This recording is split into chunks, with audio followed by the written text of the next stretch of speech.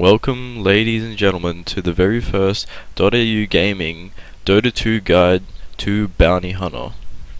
Bounty Hunter is one of the very few stealth heroes in Dota 2. He is a semi-carry slash ganker and is very capable on any lanes. With his burst, he is a massive threat to any squishy heroes such as support or non-strength heroes. Bounty Hunter's first skill, Shuriken Toss, is used to finish off fleeing enemies or cancel an opponent's channels such as Teleport Scroll, Enigma's Black Hole, and Rasta's Shackle.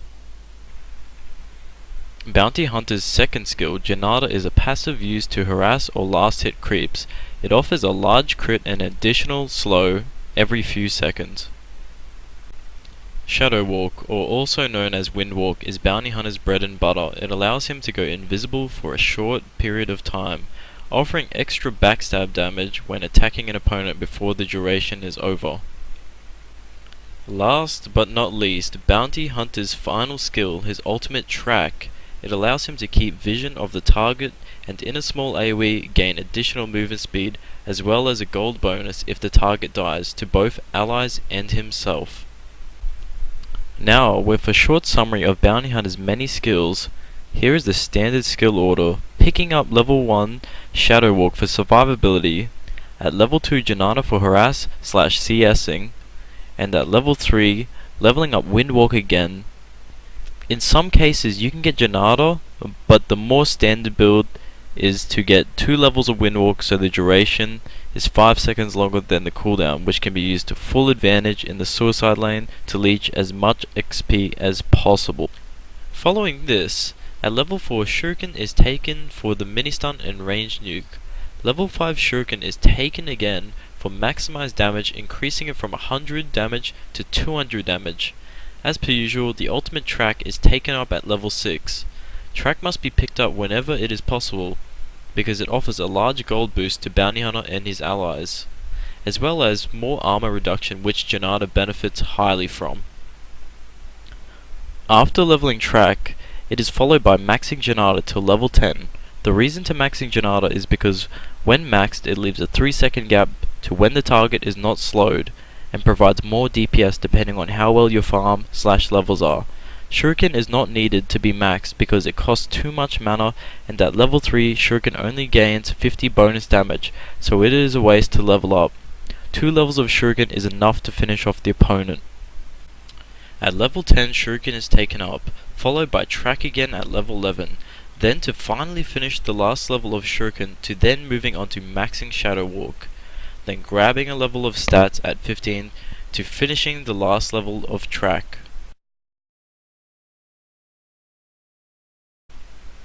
Starting items for Bounty Hunter are Stout Shield, 3 Ironwoods, 1 set of Tangos, and a pot. These items should be enough to last you in the lane until you can afford your Ring of Health. Once you have enough money, turn the Stout Shield into a poor man's. This should reduce harass to nothing due to Bounty Hunter's already naturally high armor with the added effect of an additional armor and a 100% chance to block 20 damage. Early game items for Bounty Hunter are Medallion, Phase Boots, and Perseverance. Medallion offers great synergy with Janata and Track, and with its -6 armor early game, this is a monstrous amount of armor, leaving heroes defenseless.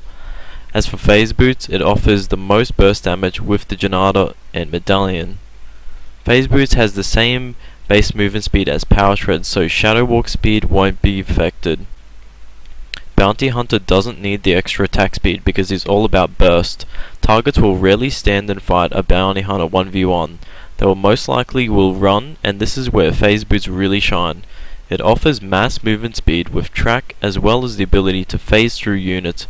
Bounty Hunter will gain so much movement speed that he'll be able to keep with the fastest heroes in the game. Perseverance is made from the early Ring of Health, giving extra damage as well as mana regen. Mid-game items include Battle Fury and Black King Bar. Battle Fury is made from the Perseverance and gives more damage, which benefits Janata, as well as the ability to farm and push lanes quicker. From a ganking perspective, Battle Fury counters heroes who go mana style and mana out of Track, so it's harder to find the correct target. As for Black King Bar, without this item, Bounty Hunt is just useless in team fights and won't have the chance to kill heroes like Lion or Rasta. A single disable on Bounty Hunter makes him almost completely useless. Late game items are very game dependent, but the more standard build would be Desolator and Abyssal Blade. Desolator offers massive crits and minus armor to make quick work of tanks and towers, while Abyssal Blade offers a 2-second disable that works on BKB heroes, as well as a massive damage boost and passive bash. All these things are what Bounty Hunter needs. Pretty much any item that has a lot of damage works well with Bounty Hunter late game. In the lane, Bounty Hunter must be aggressive, using Janata to his full advantage whenever it's off cooldown to either harass or ensure a last hit.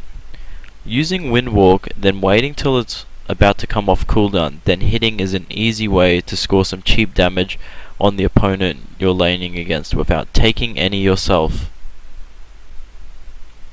When ganking, always save Windwalk to get out. If you get caught with Windwalk on cooldown, you're as good as dead. Always constantly check your enemy's items. If you see a sentry or a dust, don't step any closer, and always assume they can catch you off when scouting invisible. Make sure you scout the neutrals constantly. There is usually a good chance that one hero is neutraling on at least half health. When you are visible to the enemy, keep your distance and use track on as many as possible. Last but not least, aim the support heroes or the squishy heroes. Thank you for watching .au's Dota 2 Guide to Bounty Hunter.